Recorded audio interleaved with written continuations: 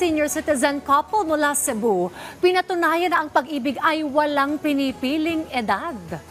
Walang deadline o delay pagdating sa pag-ibig dahil matapos ang halos 5 dekadang pagkakahiwalay, muling nagtagpo ang puso nina Evelyn at Selwyn na parehong 65 years old at itinuloy ang kanilang pag-iibigan bilang mag-asawa.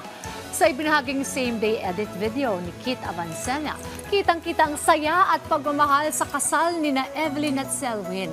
Ayon kay Kit, masaya at rewarding para sa kanya at kanyang team na maging bahagi nito.